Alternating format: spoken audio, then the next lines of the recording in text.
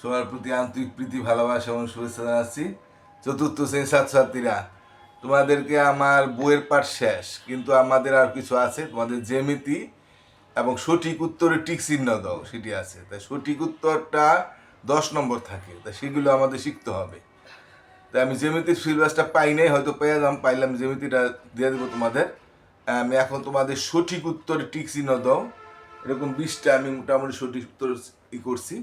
তারপরে আরও কিছু, হয়তো আরও কিছু শিখতে হবে।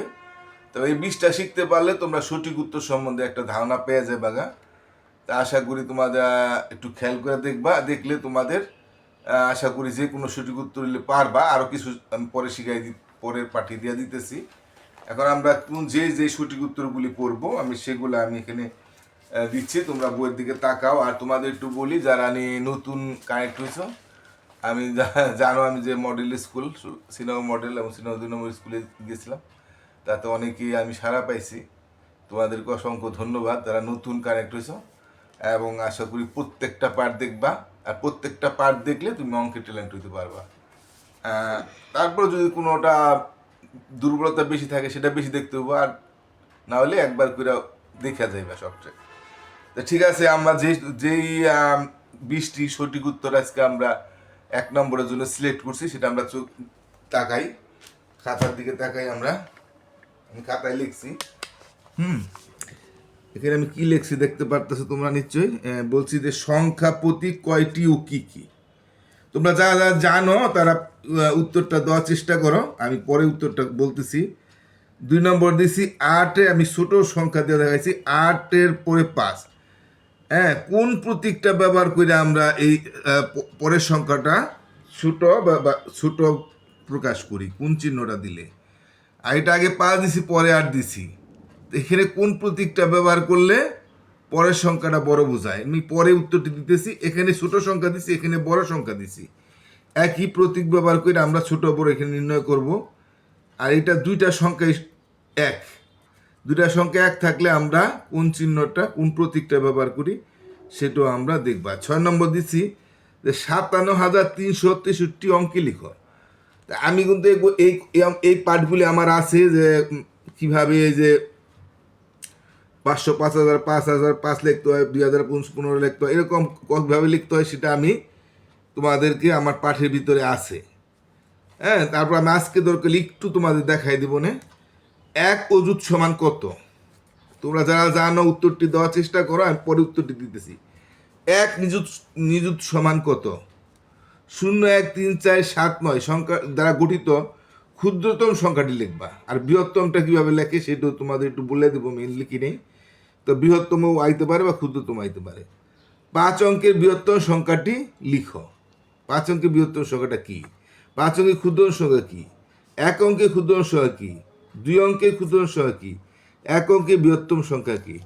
বা লিখো একই কথা। 909-এর পরবর্তী সংখ্যাটি কত?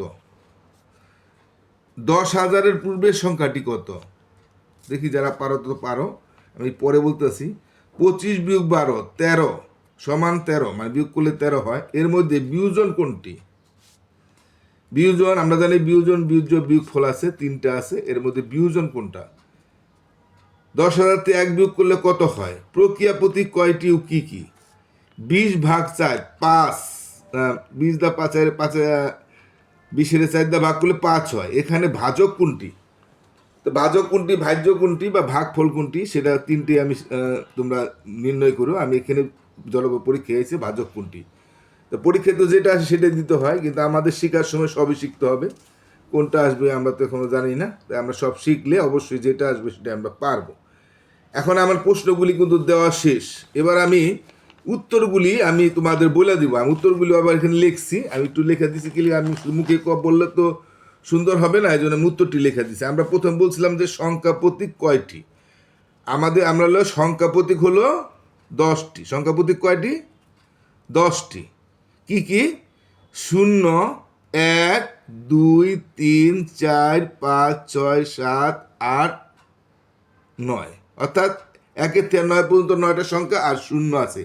এই সংখ্যা 10টা সংখ্যা প্রতীক দিয়ে কিন্তু আমরা সমস্ত সংখ্যাগুলি লিখি। এলা যত বড় 5 কোটি, 10 কোটি, 1000 কোটি, লক্ষ, কোটি কোটি, বিলিয়ন টিলিয়ন যা লিখি, তাই আমরা এই 10টি সংখ্যা প্রতীকের মাধ্যমেই লিখি।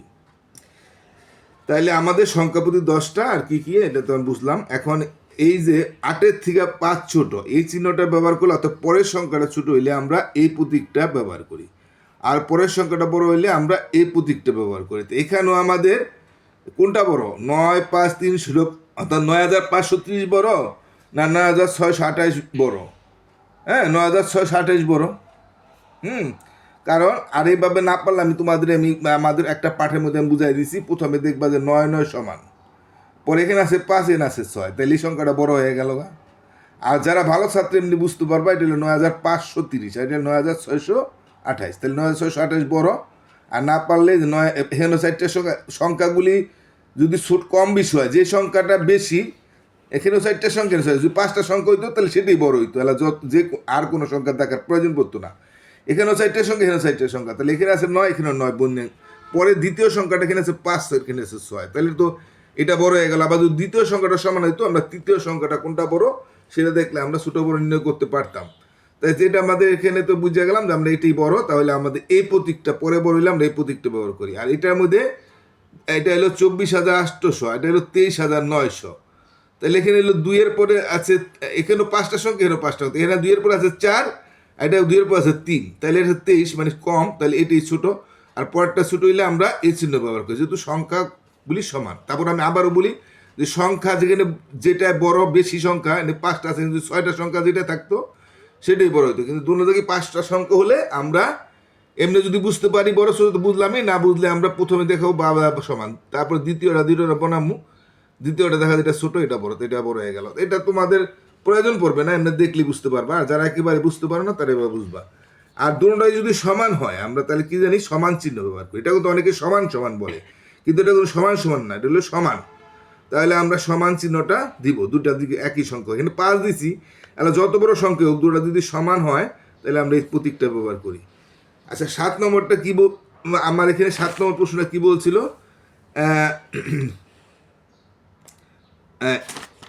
না সরি, এখানে আমি 2টা 7 লিখে ফেলছি। 7 নম্বরে আরেকটা সংখ্যা আমাদেরকে লিখতে বলছিল যে 6 নম্বরে, এটা বোধহয় 7 নম্বরে 8 হয় আর কি, আমার একটু ভুলে গেছে মনে হয়। তাহলে এই 6 নম্বরে এখানে আছে যে 57,363। হ্যাঁ, এইটা আমি একটু ভুল করছিলাম মনে হয়, এই নাম্বারটার জন্য বেশ কম হয়ে গেছে। তাহলে এখানে 57,363 আমরা কীভাবে লিখবো? যে 5 7 57,363, মানে 2টা ঘর হাজার হইলে আমরা 5টা সংখ্যা হয় 57,363। এটা একটু পরে আবার বুঝাম না। তারপরে আমাদের একটা প্রশ্ন ছিল যে 1 অযুত সমান কত? 1 অযুত সমান হলো 10,000। অযুতের ঘর হলো 5 নম্বর ঘর, 5 নম্বর ঘরে গেলে 2টা ঘর হাজার হয়। তো 1 অযুত সমান যদি আসে, 1 অযুত সমান 10,000 লিখবো। আবার 1 নিযুত সমান কত? 1 নিযুত সমান কত আমরা লিখছিলাম? 1 নিযুত সমান হইল 10 লক্ষ। কারণ 6 নম্বর ঘরে গেলে একটা ঘর লক্ষ হয়, তো লক্ষর পরে যখন নিযুতে যায় তো 2টা ঘর লক্ষ হয়। এই জন্য 1 নিযুত সমান 10 লক্ষ, আর 1 অযুত সমান 10,000, মনে রাখবা। এরপর আমরা বলছিলাম যে 0 1 3 4 7 9 দ্বারা গঠিত ক্ষুদ্র সংখ্যা লিখো। ক্ষুদ্র সংখ্যা লিখতে গেলে ছোট থেকে বড় লিখতে হয়, আর বৃহত্তম লিখলে বড় থেকে ছোট লিখতে হয়। ক্ষুদ্রতম ছোট থেকে বড় লিখতে গেলে আমরা আগে আমি শিখাই দিছি, আমার প্রত্যেকটা পার্ট দেখলে তোমরা বুঝতে পারবা। আমি কার্ড দিয়ে বুঝাই দিছি যে বারোদারে কিন্তু আমরা শূন্য দিতে পারি না, এই জন্য আমরা 1-এর পরে 0 দিয়া পরে ছোটতম বড় লিখবো। এই যে 1-এর থেকে 0 দিলাম, এরপরে 3 4 7 আর যা আছে তাগুলি আবার ছোট থেকে বড় লিখে যাব। তাহলে শুধু শূন্যটা বাদের পরে না দ্বিধায়, আগে সবচেয়ে ছোট 0-র পরে যে ছোট সংখ্যাটা সেটা আমরা প্রথম লিখবো, তারপর 0 লিখবো, তারপর বাকি সংখ্যাগুলি ছোট থেকে বড় লেখা যাবে। তাইলে আমাদের 5 সংখ্যা বা 6 সংখ্যা দিয়ে ক্ষুদ্রতম সংখ্যা হয়ে যাবে। আর বৃহত্তম ছোট লিখলে বৃহত্তম হয়ে যাবে, তখন তো 0 ডাইন ধারে পড়বেই। বৃহত্তম লিখলে আমরা কি লিখতাম? 9 7 4 3 1 0, কারণ ডাইন ধারে তো 0 বসে, সমস্যা হইব না তাহলে। আর ক্ষুদ্রতমের ক্ষেত্রে বাঁ ধারে 0 পড়ে না বলে আমরা এর মধ্যে সবচেয়ে ছোট 1-এর 0-র পরে কোনটা ছোট সংখ্যা সেটা আগে লিখবো, তারপর 0, তারপর বাদ বাকি ছোট সংখ্যাগুলি ছোট থেকে বড় লেখা যাবে। তাহলে আমরা 10 নম্বর এখানে আমাদের কি বলছে? 5 অঙ্কের বৃহত্তম সংখ্যাটি লিখো। তা 5 অঙ্কের বৃহত্তম সংখ্যা কি? 5 অঙ্কের বৃহত্তম সংখ্যা হলো 5টা নয়। যত অঙ্কের বৃহত্তম ততটা নয়। যেমন 1 অঙ্কের বৃহত্তম 1টা নয়, 2 অঙ্কের বৃহত্তম 2টা নয়, 3 অঙ্কের বৃহত্তম 3টা নয়। যদি 25 অঙ্কের বৃহত্তম কত? 25টা নয় তো। আর 5 অঙ্কের 5টা নয় হবে। আর 5 অঙ্কের ক্ষুদ্রতম সংখ্যা লেখো। 5 অঙ্কের ক্ষুদ্রতম সংখ্যা লেখা কিন্তু 5টা শূন্য না। ক্ষুদ্রতম কিন্তু সবচেয়ে শূন্য। শূন্য কোনো শুধু শূন্যের কোনো মান নাই, শুধু শূন্য কোনো কিছুই না। এজন্য শূন্য আমরা লিখতে পারবো না। তাহলে আমরা একটা 1 দিয়ে নিব। একটা 1 দিয়ে পরে 4টা শূন্য দিলে আমরা 5 অঙ্কের ক্ষুদ্রতম সংখ্যা হয়ে যায়। কিন্তু হ্যাঁ, তাহলে আমরা একটা 1 দিয়ে 4টা, যদি বলে 1 অঙ্কের ক্ষুদ্রতম সংখ্যা কি, তাহলে কি আমরা শুধু শূন্য দিতে পারবো না? শুধু শূন্য যেহেতু কোনো মান থাকে না, সেজন্য আমার 1 অঙ্কের ক্ষুদ্রতম 1 হবে। আবার 2 অঙ্কের ক্ষুদ্রতম সংখ্যা যখন বলছে তখন 1 দিয়ে একটা শূন্য হবে। আর 1 অঙ্কের বৃহত্তম সংখ্যা একটা 9 হবে। 9 তো লেখা যায়, কোনো সমস্যা নাই। তাই 1 অঙ্কের বৃহত্তম সংখ্যা একটা 9, 2 অঙ্কের 2টা 9, এটা তো বুঝাইলাম। এখন 15 নম্বর আমার এখানে একটা কথা বলছে, এই যে 999 পরবর্তী সংখ্যাটি কত? 999 পরবর্তী সংখ্যা, 999 কি 3 অঙ্কের বৃহত্তম সংখ্যা হয় না? তো 3 অঙ্কের বৃহত্তম সংখ্যার পরবর্তী সংখ্যা হলো 4 অঙ্কের ক্ষুদ্রতম সংখ্যা। তা 4 অঙ্কের ক্ষুদ্রতম সংখ্যা 1 দিয়ে 3টা শূন্য। হ্যাঁ, তাহলে এই দেখো 15 নম্বরটা আমরা 4 অঙ্কের ক্ষুদ্রতম সংখ্যা লিখে 3 অঙ্কের বৃহত্তমের পরের সংখ্যাটি হলো পরের সংখ্যাটি হলো 4 অঙ্কের ক্ষুদ্রতম, মানে 1 দিয়ে 1000, অথবা নাইলে 1000। 999 1 দিয়ে যোগ করে দেখো তোমার 1000ই হবে। আবার 5 অঙ্কের বৃহত্তম সংখ্যা পরে 5 অঙ্কের বৃহত্তম সংখ্যা পরের সংখ্যাটি হলো 6 অঙ্কের ক্ষুদ্রতম হবে। 2 অঙ্কের বৃহত্তম সংখ্যা পরের সংখ্যাটি হবে 3 অঙ্কের ক্ষুদ্রতম, মানে ক্ষুদ্রতম একটা বাড়বে, তাইলে হয়ে যাবে। 16 নম্বরটা বলছে যেমন 1 দিয়ে 4টা শূন্য, মানে 5 অঙ্কের ক্ষুদ্রতম সংখ্যা। 5 অঙ্কের ক্ষুদ্রতম সংখ্যা আগের সংখ্যা হলো 4 অঙ্কের বৃহত্তম হবে। বৃহত্তমের ক্ষেত্রে একটা কমবে আর কি, ক্ষুদ্রতমের থেকে আগের কইলে 5 অঙ্কের ক্ষুদ্রতম করলে 4 অঙ্কের বৃহত্তম করলে, 3 অঙ্কের ক্ষুদ্রতম করলে 2 অঙ্কের বৃহত্তম হবে, বা 4 অঙ্কের বৃহত্তম করলে 4 অঙ্কের ক্ষুদ্রতম বলে 3 অঙ্কের বৃহত্তম হবে আগের সংখ্যাটি বললে। ঠিক আছে, আমরা বুঝতে পারলাম। এবার আমরা এখানে বলছি প্রক্রিয়া প্রতীক কয়টি ও কি কি? প্রক্রিয়া প্রতীক হলো 4টি। আমরা 4টা প্রক্রিয়া অঙ্ক করি না, যে কি কি? যোগ, বিয়োগ, গুণ, ভাগ। আর 4টি সবসময় অঙ্কে লিখবা তোমরা 4টি। তাহলে কি যথা কি? যোগ, বিয়োগ, গুণ, ভাগ। এই যোগ, বিয়োগ, গুণ, ভাগের মাধ্যমে আমরা সমস্ত অঙ্কগুলি করি। তাইলে আমরা প্রক্রিয়া প্রতীক 4টি, যোগ, বিয়োগ, গুণ, ভাগ। তারপরে এখানে বলছি 20 ভাগ 4, 20 দা 4 ভাগ দিলে 5 হয়। এখানে ভাজক কোনটা? যেটা দিয়ে আমরা ভাগ করি সেটা কি ভাজক বলে। তো 4 দিয়ে ভাগ করতে আসি, এই 4ই ভাজক। আজকে আমি এ পর্যন্ত বুঝলাম। আর যদি কইতো ভাজ্য কত, তাহলে যে 20কে আমরা ভাগ করছি এটা হলো ভাজ্য। যদি কইতো ভাগ ফল কত, তাহলে 5 হইতো। ঠিক আছে, আজকে আমার মোটামুটি যে কটা বুঝাই দিলাম, বা পরে আবার পাঠে বুঝাই দিব। তোমরা সবাই পাঠ দেখবা। আর যারা যারা নতুন কার্ডটি আমার সাবস্ক্রাইব করছো, অসংখ্য ধন্যবাদ এবং কৃতজ্ঞতা। তোমরা আমি সবগুলি পাঠ দেখো। আশা করি তোমরা অঙ্কে ভালো হবে, আশা করি। হ্যাঁ, তাহলে তোমরা আবারও ধন্যবাদ জানাই, আবারও কৃতজ্ঞতা জানিয়ে শেষ করছি। টাটা।